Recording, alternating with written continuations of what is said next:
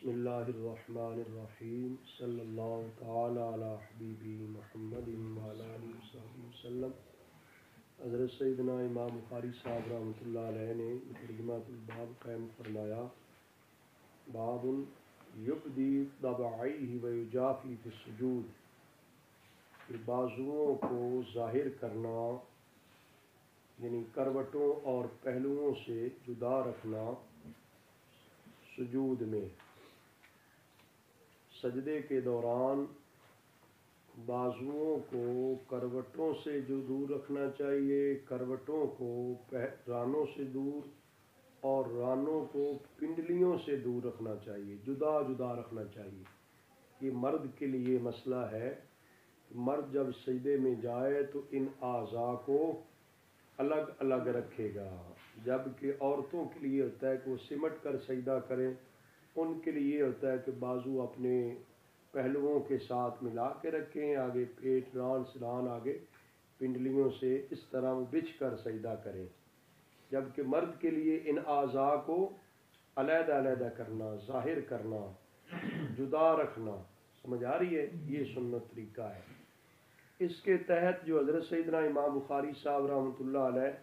اپنی سند کے ساتھ حدیث پاک لے کر آئے، اس کے راوی حضرت عبداللہ بن مالک ابن بحینہ رضی اللہ عنہ ہیں کہ بے شک نبی کریم صلی اللہ علیہ وآلہ وسلم جب نماز ادا فرماتے تو اپنے ہاتھوں کو کھلا رکھتے یہاں تک کہ آقا حضور علیہ الصلوۃ والسلام کی بغلوں کی سفیدی ظاہر ہو جاتی۔ اس سے شارحین حدیث نے یہ مسئلہ لیا کہ بازوؤں کا پہلوؤں سے جدا رکھنا سجدے میں، جدا رکھنے سے ہی تو بغلوں کی سفیدی پھر ظاہر ہو سکتی ہے نا۔ یہ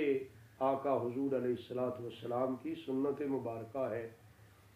اور دوسرا باب قائم فرمایا کہ یستقبل باطراف رجلیہ القبلہ، کہ نمازی جو ہے نماز کے دوران حالت سجدہ میں اپنے پاؤں کی اطراف کے ساتھ قبلہ کی طرف رخ کرے، اپنے پاؤں کی انگلیوں کے پیٹ اگر زمین پر لگائے جائیں تو ان کا رخ قبلہ کی جانب ہو جاتا ہے، گویا کہ حالت سجدہ میں ہاتھوں کی انگلیوں کا رخ بھی قبلہ کی جانب، پاؤں کی انگلیوں کا رخ بھی قبلہ کی جانب۔ انگلیوں کے جو پیٹ آگے لگیں گے نا تو اس وقت گویا کہ ان کا رخ جو ہے قبلہ کی جانب، ہر چیز روئے قبلہ ہو کر سر بسجود ہوگی۔ یہ سرکار دو عالم صلی اللہ علیہ وسلم کی سنت مبارکہ ہے۔ اور اہل علم نے فرمایا ہے کہ دوران سجدہ ایک انگلی کا، پاؤں کی ایک انگلی کا پیٹ زمین پر لگنا فرض ہے، جبکہ دونوں پاؤں کی تین تین انگلیوں کا پیٹ زمین پر لگنا واجب ہے، اور دونوں پاؤں کی سب انگلیوں کے پیٹ زمین پر لگنا سنت ہے۔ لہذا کوشش کیا کریں کہ حالت سجدہ میں آدمی اس طرح جو ہے نا وہ پاؤں کو دبائے جس کے ساتھ انگلیوں کے جو پیٹ ہے وہ زمین پر لگ رہا ہو۔ کچھ لوگ جو ہے صرف جو انگلیوں کا کنارہ زمین پر لگاتے، کچھ تو ہی پیچھے نکال دیتے نا، بالکل ہی وہ مطلب ہے خلاف سنت کر دیتے، ایسے نہیں چاہیے۔ تو یہاں پر جو حدیث پاک آ رہی ہے جس کے راوی حضرت ابو حمید رضی اللہ تعالی عنہ ہیں، انہوں نے نبی کریم صلی اللہ علیہ وآلہ وسلم سے یہ روایت لی ہے، تو یہ بڑی مشہور حدیث ہے، یہ مختلف مقام پر پیچھے بھی آ گئی ہے، آگے بھی ہے کہ حضرت ابو حمید صاحب جو نماز کا طریقہ بیان کرتے ہیں نا اس میں یہ چیز ملتی ہے۔ بہرحال اگلا باب جو ہے وہ اذا لم یتم سجودہ، جب آدمی سجدہ پورا نہ کرے تو اس کی نماز نہیں ہے، اس کی نماز نہیں ہے۔ اس کے تحت جو حدیث پاک لے کر ہے حضرت حذیفہ رضی اللہ تعالیٰ عنہ اس کے راوی ہیں کہ انہوں نے ایک شخص کو دیکھا جو رکوع سجود پورے نہیں کر رہا تھا، تو جب نماز اس نے مکمل کر لی تو حضرت حذیفہ رضی اللہ تعالیٰ عنہ نے اسے فرمایا ما صلیتا، تو نے نماز نہیں پڑھی، تو نے نماز نہیں پڑھی۔ راوی کہتے میرا خیال ہے ساتھ یہ بھی حضرت حذیفہ صاحب نے فرمایا تھا لو متا علی غیر سنت محمد صلی اللہ علیہ وسلم، اگر اس حال میں تو دنیا سے چلا گیا، اس حال میں تجھے موت آ گئی کہ تو خلاف سنت جو ہے رکوع سجود کیے ہیں، اس حال میں موت آ گئی تو سنت مصطفیٰ صلی اللہ علیہ وسلم کے غیر پر مرے گا، آقا حضور علیہ السلام کے دین کے خلاف پر تیری موت آئے گی، لہذا ڈرنا اور بچنا چاہیے۔ کچھ لوگ غفلت اور کوتاہی میں کہتے ہیں کیا ہو جائے گا، کیا حرج ہے، ایسے نہیں کرنا چاہیے۔ دین اسلام کے کسی مسئلے اور کسی حکم کو معمولی نہیں جاننا چاہیے۔ ٹھیک ہے بندے سے کوتاہی ہو جاتی ہے، غفلت ہو جاتی ہے یا اس سے غلطی ہو جاتی ہے، لیکن کوشش کرنی چاہیے کہ اس کو بندہ معمولی نہ سمجھے، کیا ہو جائے گا، کچھ نہیں ہوگا جی۔ کچھ لوگ کہتے کیا ہوا ہے جی، پھر ایسے نہیں انداز ہونا چاہیے۔ بات آ رہی سمجھ؟ خطرہ اس بات کا ہے کہ اس آدمی کا خاتمہ ایمان پر نہ ہو جو حضور علیہ السلام کی سنت کی پرواہ نہیں کرتا،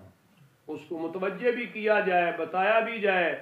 پھر بھی وہ آقا حضور علیہ السلام کی سنت کے خلاف عمل کرے اور بڑے جسارت کے ساتھ کرے، تو یہ قدر ٹھیک نہیں ہے۔ حضرت حذیفہ رضی اللہ عنہ فرمایا مجھے تو خدشہ اس بات کا ہے اگر اس حال پہ تو دنیا سے گیا تو تیرا خاتمہ ایمان پہ نہ ہو، لہذا بچنا چاہیے کہ آقا حضور علیہ السلام کی جب بات آ جائے امتی کو چاہیے کہ سر تسلیم خم کر لے، جھک جائے، چپ کر جائے، جھک جائے۔ کوئی آدمی متوجہ کرتا ہے، کوئی آدمی بتاتا ہے آپ کی یہ بات خلاف شریعت ہے، آپ کا یہ عمل اور کردار خلاف شریعت ہے، کچھ لوگ آگے اس کو ڈانٹنا شروع ہو جاتے ہیں، اس کے گلے پڑ جاتے ہیں اور اس سے تو میں شروع کر دیتے ہیں کہ تو کون ہے، یہ ہے وہ ہے۔ ایسے نہیں چاہیے۔ جب نام محبوب کا آ جائے، مصطفیٰ کریم صلی اللہ علیہ وسلم کا نام مبارک آ جائے، آنکھیں جھکا دینی چاہیے۔ تو لہٰذا آقا حضور علیہ السلام کی سنت مبارکہ کا ادب اور احترام کرنا چاہیے۔ اور حضرت امام بخاری صاحب رحمۃ اللہ علیہ نے ترجمہ الباب قائم فرمایا باب سجود الی سبعۃ اعظم، 7 ہڈیوں پر سجدہ کرنا، 7 اعضاء پر سجدہ کرنا۔ اس کے تحت روایت لے کر ہے حضرت ابن عباس رضی اللہ عنہما کی، وہ فرماتے عمر النبی صلی اللہ علیہ وسلم ان یسجد علی 7 اعضاء، کہ حضور نبی کریم صلی اللہ علیہ وآلہ وسلم کو حکم دیا گیا کہ 7 اعضاء پر سجدہ کریں، 7 اعضاء پر سجدہ کریں، اور یہ بھی حکم دیا گیا کہ بالوں اور کپڑوں کو نہ سمیٹیں، بالوں اور کپڑوں کو بالوں کا جوڑا باندھنا، یعنی بالوں کو لپیٹنا اس طرح اور سمیٹنا کہ امام شریف کے اندر کر لینا جوڑ کر، یہ بھی ٹھیک ہے نہیں ہے، اور یوں ہی جوڑا بنا کے باندھ دینا یہ بھی درست نہیں ہے۔ بالوں کو بھی اس طرح نہ کرے اور کپڑوں کو بھی نہ کرے، کپڑے کو بھی کپڑے کو بھی جو ہوتا ہے نا کپڑے کی حید کا بدلنا، کفے ثوب جس کو کہتے ہیں، ایسے بھی نہ کرے۔ اور وہ 7 اعضاء کون سے ہیں جن پر سجدے کا حکم دیا گیا؟ پیشانی ہے اور 2 ہاتھ ہیں، 2 گھٹنے ہیں، 2 پاؤں، کتنے ہو گئے؟ آگے وضاحت میں دوبارہ کروں گا کہ 7 اعضاء میں پیشانی میں ناک کا بھی حصہ شامل ہے، پر وہ نیچے روایت آ رہی ہے۔ اگلی روایت بھی ابن عباس رضی اللہ عنہما سے ہے کہ حضور نبی کریم صلی اللہ علیہ وسلم نے فرمایا امرنا ان نسجد علی 7 اعظم ولا نکف شعرا ولا ثوبا، ہمیں حکم دیا گیا کہ ہم 7 اعضاء پر سجدہ کریں اور بالوں کو جمع نہ کریں اور کپڑوں کو بھی اس طرح جمع نہ کریں، فولڈ کرنا جو انگلش میں کہتے ہیں نا، کپڑے کو فولڈ کرنا، آستینوں کو یہاں سے فولڈ کرنا، یا شلوار کے نیچے سے ٹخنوں کو اوپر کرنے کے لیے فولڈ کرنا، وہ کیا ہے؟ یہ کفے ثوب ہے، یہ ایسے کرنا ممنوع ہے۔ مکروہ تحریمی قرار دیا ہے فقہائے کرام نے۔ کپڑا جس طرح بنایا گیا اس کو اپنی حیت پر اپنی شکل پہ رکھنا ہوتا ہے، اور اڑ کرنے سے گویا کہ کپڑے کی حیت بدل جاتی ہے، یہ درست نہیں ہے۔ اور اس میں ایک تھوڑی سی وضاحت یہ ہے کہ جو شلوار کو لوگ نماز سے پہلے یا اوپر کر لیتے کہ تاکہ شلوار ٹخنوں سے اوپر ہو جائے، اور ٹخنوں سے اوپر ہی ہونی چاہیے، بغیر کسی عذر کے نیچے نہیں ہونی۔ اگر عذر ہے، سردی شدید ہے یا کوئی پاؤں پہ زخم وغیرہ ہے، مکھی بیٹھتی ہے، اس کو ہٹانے کے لیے عذر کی بنیاد پر تو اپنی جگہ پہ گنجائش ہے۔ بغیر عذر کے ازراہ تکبر کرنا یہ ممنوع ہے۔ یہ حضرت سیدنا صدیق اکبر رضی اللہ تعالیٰ عنہ کی اس طرح جو ہوتی شلوار وہ ٹخنوں سے نیچے ہو جاتی تو عرض کیا گیا تو آقا حضور علیہ السلام نے فرمایا وہ ازراہ تکبر نہیں کرتے، وہ وہ صدیق ہے، وہ صدیق کا معاملہ مختلف ہے۔ اللہ کے پیارے حبیب علیہ السلام نے ان کے دل مبارک کو اتنا پاک صاف بنایا ہوا ہے کہ تکبر نہیں ہے۔ نگاہ مصطفیٰ صلی اللہ علیہ وسلم کی یہ عظمتیں اور برکتیں ہیں۔ اور سیدنا صدیق اکبر رضی اللہ تعالی منظور نظر تھے نا، عام نظر پڑ جائے، نگاہ رسول صلی اللہ علیہ وسلم نصیب ہو جائے، حضور علیہ السلام کی نگاہ عنایت، وہ تو آدمی کہاں تک پہنچ جاتا ہے۔ تو جو ہوئی منظور نظر، یار غار بھی ہو پھر یار غار بھی ہو، اس کا معاملہ مختلف ہوتا ہے، اس کا معاملہ حضور علیہ السلام نے فرمایا وہ تکبر کی وجہ سے نہیں، وہ پھر مختلف ہے۔ بہرحال ازرائے تکبر ایسے کرنا کیا ہے؟ ممنوع ہے۔ تو یہاں پہ میں بات کر رہا تھا کہ شلوار جو اوپر کرتے ہیں ٹخنوں سے اوپر رکھنے کے لیے، اس میں ہمارے استاد گرامی بدر الفقاہ مفتی اصغر رضوی صاحب رحمۃ اللہ فرماتے تھے کہ یہ شلوار کو اوپر سے جو اڑسنا ہے نا، اس کی گنجائش ہے کہ اس کے ساتھ شلوار ٹخنوں سے اوپر ہو جائے گی تو ایک سنت کی ادائیگی بھی ہو جائے گی، ایک سنت کی جبکہ باقی فقہائے کرام کا جو میں پڑھتا ہوں موجودہ جو مفتیان کرام ہیں وہ اس کو بھی خیر مکروہی کہتے ہیں، لیکن بدر الفقہاء صاحب چونکہ دنیا سے چلے گئے، آگے دنیا میں زندہ ہوتے تو آپ سے دوبارہ رہنمائی لیتے، لیکن جتنے وہ سکہ اور پختہ مفتی تھے اور جتنی انہیں فقاہت اللہ تعالیٰ نے عطا فرمائی تھی، اس سے مجھے تو یہ بات سمجھ آتی ہے کہ نیچے سے شلوار کا فولڈ کرنا ٹخنوں کے پاس سے وہ تو مکروہ ہے کہ وہ عیب بنتا ہے، نظر آتا ہے، آستین کو یہاں سے کرنا معیوب لگتا ہے، نظر آتا ہے۔ اب قمیض کے نیچے شلوار ہوتی ہے، وہاں سے تو نظر بھی نہیں آتا، اس کپڑے کا فولڈ کرنا وہاں سے نظر نہیں آتا، معیوب نہیں لگتا۔ یہ اور کسی مفتی کی میں نے تحقیق نہیں پڑھی، باقی مفتیان کرام تو نیچے اوپر کا ایک ہی حکم رکھتے ہیں، لیکن ہمارے استاد گرامی قبلہ مفتی صاحب رحمۃ اللہ علیہ جو ہیں یہ اڑسنا کو جائز قرار دیتے اور فرماتے اس کے ساتھ جو ہے سنت کی ادائیگی ہو رہی ہے کہ شلوار ٹخنوں سے اوپر ہو رہی ہے۔ تو اس میں گنجائش بہرحال میری سمجھ کے مطابق جو ہے قبلہ مفتی صاحب رحمۃ اللہ علیہ نے جو تحقیق کی ہوگی، لازمی ان کے سامنے کوئی شواہد بھی موجود ہوں گے، اور اس کے اندر ایک واضح بات یہ بنتی ہے کہ آستینوں کو اوپر کرنے سے لگتا ہے کہ کپڑا اپنی حیث سے بدلا گیا ہے، جی معیوب لگ رہا ہے، اور اس طرح شلوار کے ٹخنوں سے اوپر فولڈ کریں جس طرح لوگ اپنی پینٹ شرٹ فولڈ کرتے ہیں، وہ معیوب لگتا ہے کہ اپنی حالت سے، لیکن جو قمیض کے نیچے چھپا ہوا حصہ ہے اس کے اندر تو وہ چیز ہی اس طرح کی نہیں ہے، لہذا اس کے کرنے میں گنجائش موجود ہے۔ اور اسی ترجمہ الباب کے تحت جو دوسری حدیث پاک ہے وہ بھی ابن عباس رضی اللہ عنہ، یہ ہے ابن عباس کی ہی 3-4 جب روایت آ گئی نا تو ہے وہی روایت ہے۔ اس سے آگے حضرت عبداللہ بن یزید رضی اللہ عنہ کہتے ہیں ہمیں حدیث بیان کی برا بن عازب رضی اللہ تعالی نے وَهُوَ غَيْرُ كَذُوبٍ، تو وہ جھوٹے نہیں تھے، وہ اپنے استاذ کی تعریف کرتے نا، بات کرتے کہ انہوں نے مجھے یہ حدیث بیان کی ہے، وہ جھوٹے، اور فرماتے ہیں کہ انہوں نے کہا کہ ہم نبی کریم صلی اللہ علیہ وسلم کے پیچھے نماز پڑھتے تھے، جب آقا حضور علیہ السلام سمع اللہ لمن حمیدہ پڑھتے تو ہم میں سے کوئی بھی اپنی پیٹھ جھکاتا نہیں تھا، یہاں تک کہ آقا حضور علیہ السلام اپنی پیشانی زمین پر رکھ لیتے تھے۔ یہ شاید پیچھے بھی کسی حدیث کی تشریح میں نے بتایا تھا کہ یہ اس حالت پہ معمول کریں گے جب آقا حضور علیہ السلام کا بڑھاپا اور آقا حضور علیہ السلام کا جسم مبارک جو ہے وہ بوجھل ہوا تو اس صورت میں اوپر سے نیچے جاتے ٹائم لگتا تھا. تب صحابہ کرام انتظار کرتے کہیں ایسے نہ ہو کہ اللہ اکبر شروع ہوتے ہم فوراً سیدھے چلے جائیں اور آقا حضور علیہ السلام ابھی سجدے میں نہ پہنچے ہو، تو امام سے پہلے سجدے میں جانا ٹھیک ہے.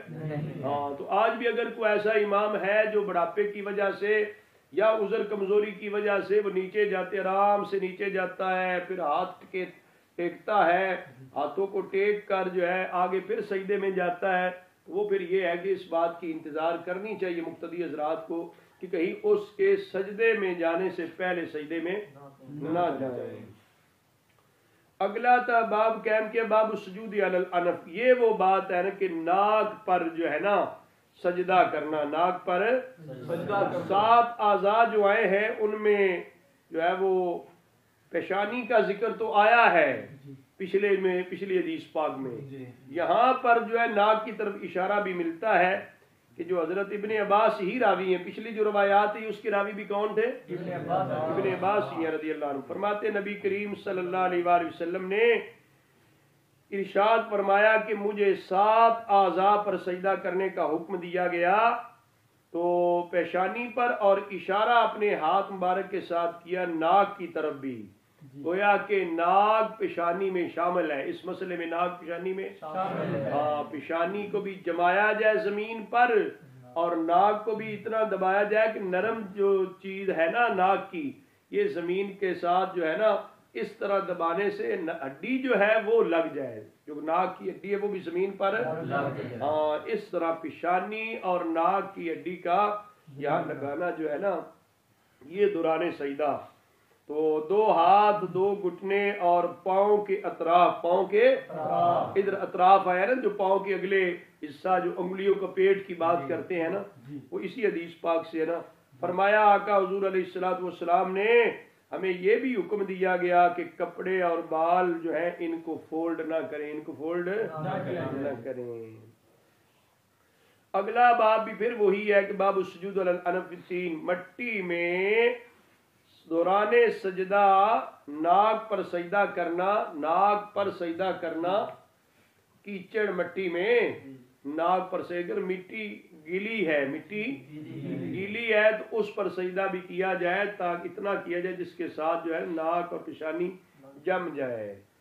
اس کے تحت جو روایت لے کر آئے وہ حضرت ابو سلمہ رضی اللہ تعالی عنہ راوی ہیں. وہ فرماتے ہیں ہم صحابی رسول حضرت سیدنا ابو سعید خدری رضی اللہ تعالی کے پاس میں آیا،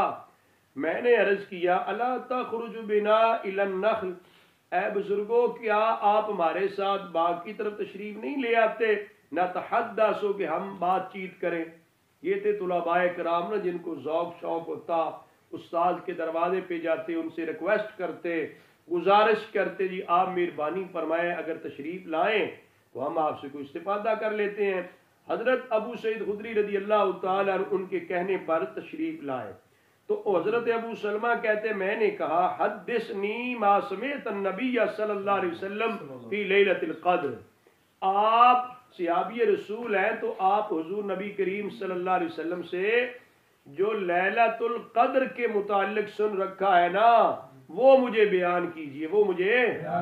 ہاں یہ تھا حدیث سننے کا ذوق اور شوق. ایک تو یہ ہے کہ مطلق حدیث پاک سنا دیں، ایک ہے خاص موضوع پر کوئی حدیث پاک سنا دیں. لیلۃ القدر کے بارے میں آپ نے حضور علیہ السلام سے کیا سن رکھا ہے، یہ سوال کیا تھا حضرت ابو سلمہ صاحب نے. حضرت ابو سعید خدری رضی اللہ عنہ نے جواب دیا کہ رسول اللہ صلی اللہ علیہ وآلہ وسلم نے رمضان المبارک کے پہلے عشرہ میں اعتکاف کیا، ہم نے بھی حضور علیہ السلام کے ساتھ اعتکاف کیا. جبریل علیہ السلام حضور علیہ السلام کی بارگاہ میں حاضر ہوئے، انہوں نے عرض کی آقا حضور جو چیز آپ تلاش کر رہے ہیں نا وہ آگے ہے، وہ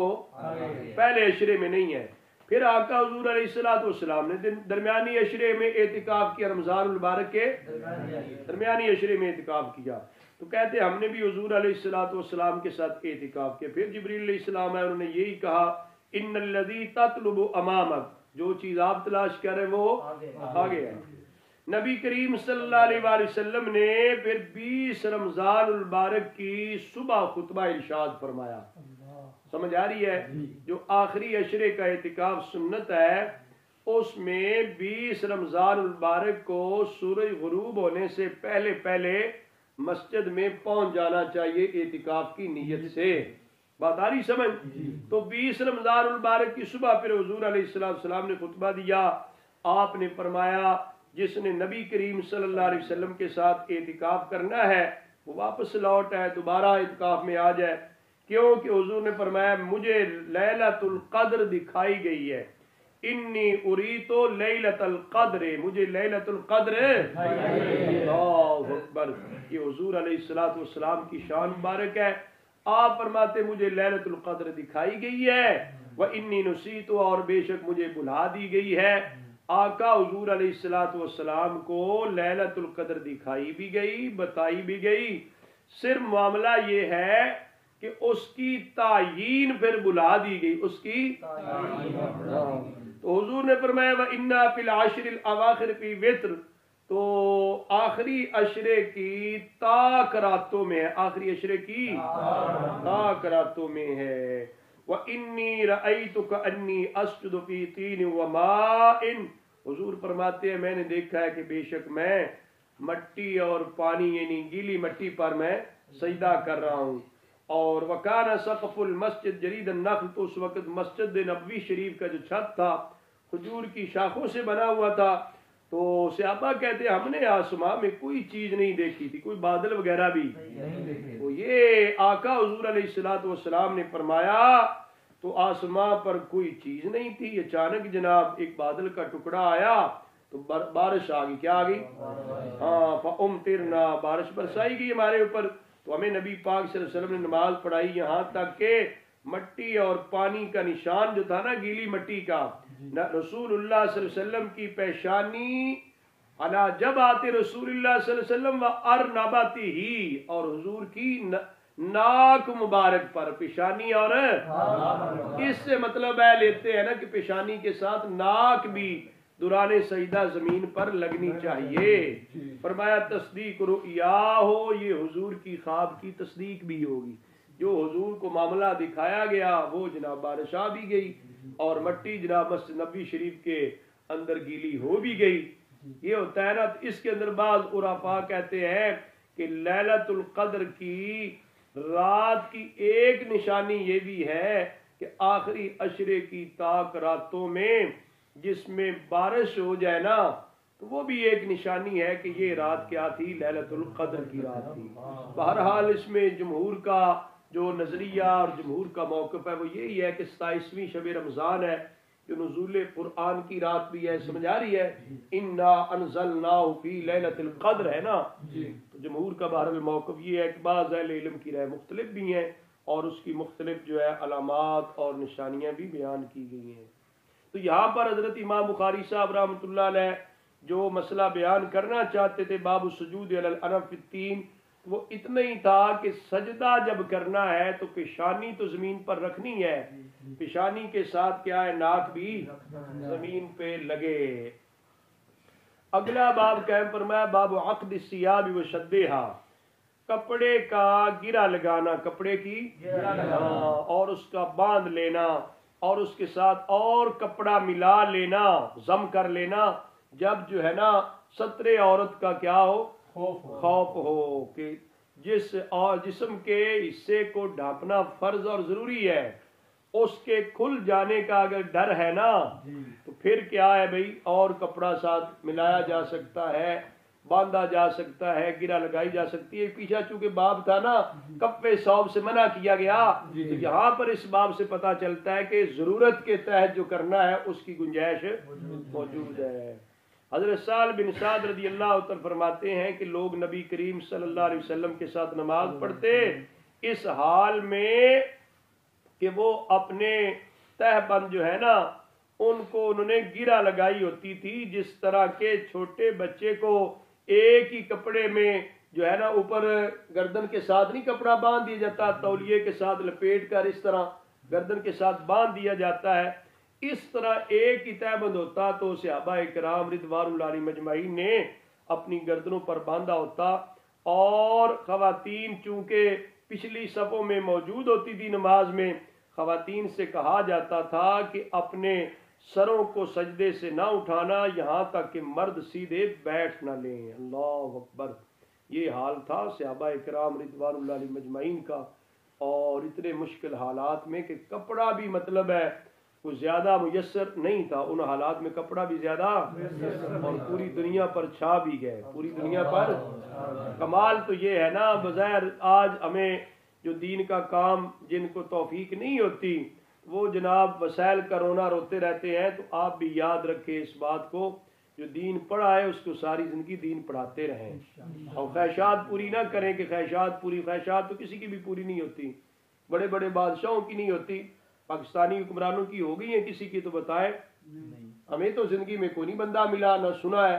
کسی کی خواہشات پوری ہوں، سمجھ آ رہی ہے؟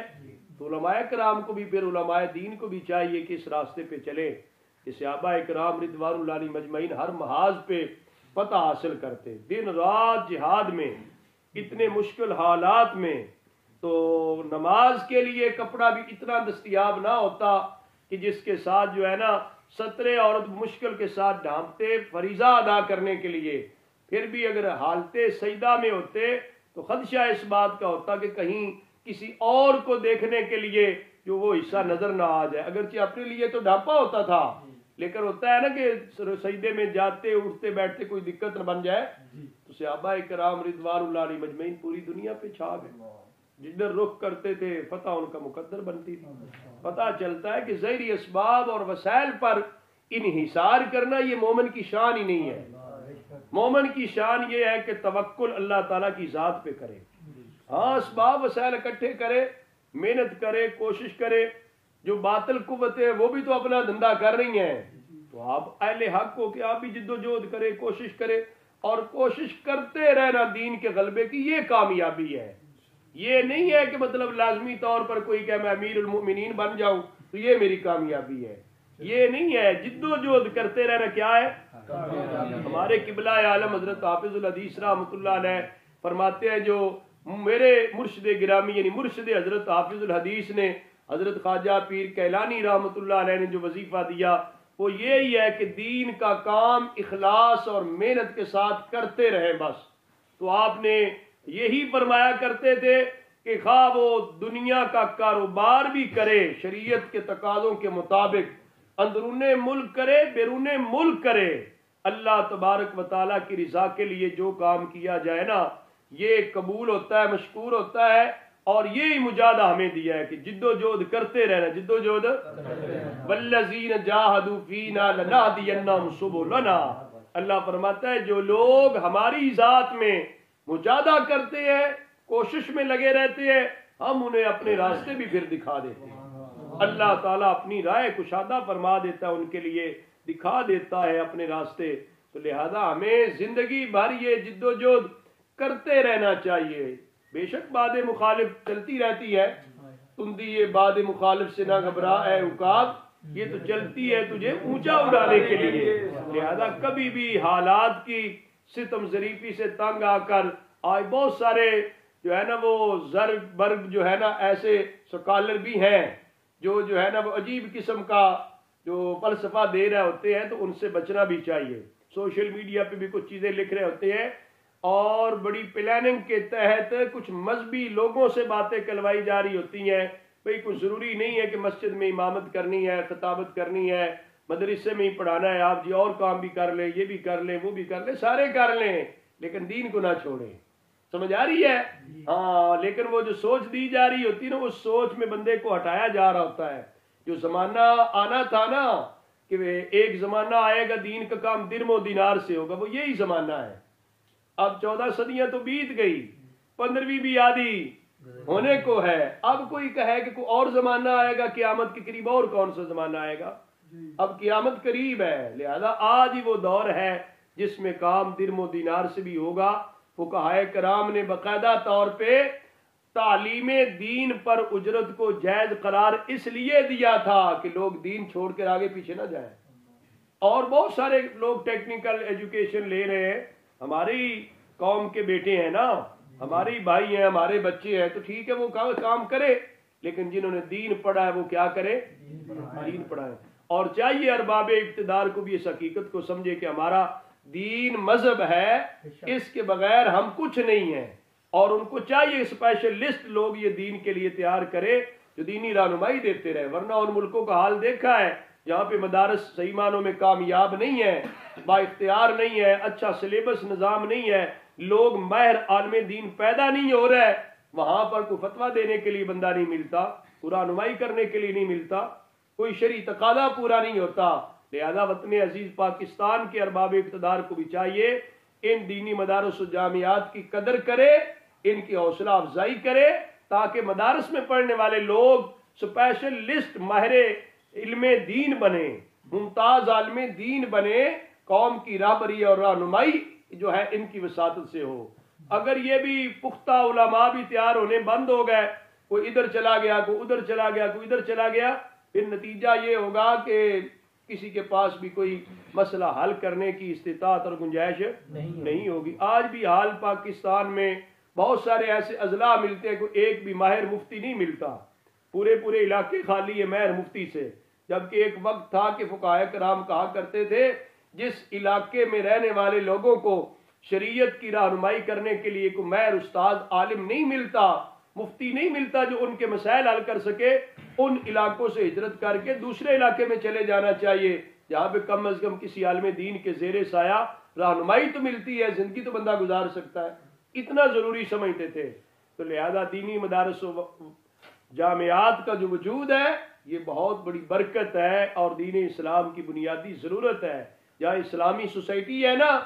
اسلامی سوسائٹی اور اسلامی معاشرے کے لیے دین اسلام کے یہ مراکز جو ہے نا، یہ پاور ہاؤسز ہیں، یہاں سے دین اسلام کی ایمان کی جو برقی سپلائی ہے نا وہ یہاں سے جاتی ہے، اور دینی رہنمائی کے نتیجے میں آگے لوگ اپنا ایمان تازہ کرتے ہیں اور اپنے گھروں کو آباد کرتے ہیں۔ لہذا ماہر علماء کا وجود انتہائی ضروری ہے۔ تو میں بات کر رہا تھا کہ صحابہ کرام رضوان اللہ علیہ مجمعین نے اتنے مشکل حالات میں پہننے کو پورا کپڑا نہیں ہے، لیکن روب ان کا یہود و نصارہ پہ اتنا ہے کہ یہود و نصارہ اپنے درباروں میں اپنے ملکوں میں بھی ڈر رہے ہیں ان کا نام سن کر ہی۔ آج کے ہمارے حکمران ہیں IMF کے شکنجے میں جکڑے رہتے ہیں، ہر وقت ڈر رہے ہوتے ہیں، فٹیف جو ہے اس کی تلوار لٹکی رہتی ہے، ان کی ریکوائرمنٹ ہی پوری نہیں کر پاتے۔ تو سوچنا چاہیے کہ ہماری اصل اور ہماری حقیقت جو ہے وہ حضور علیہ الصلوۃ والسلام کے دامن رحمت کے ساتھ وابستہ ہونے میں ہے۔ ادھر قوم اگر وابستہ ہوگی تب جا کر کامیابی ملے گی۔ دعا ہے کہ اللہ تعالیٰ مجھے اور آپ سب کو عمل کی توفیق عطا فرمائے۔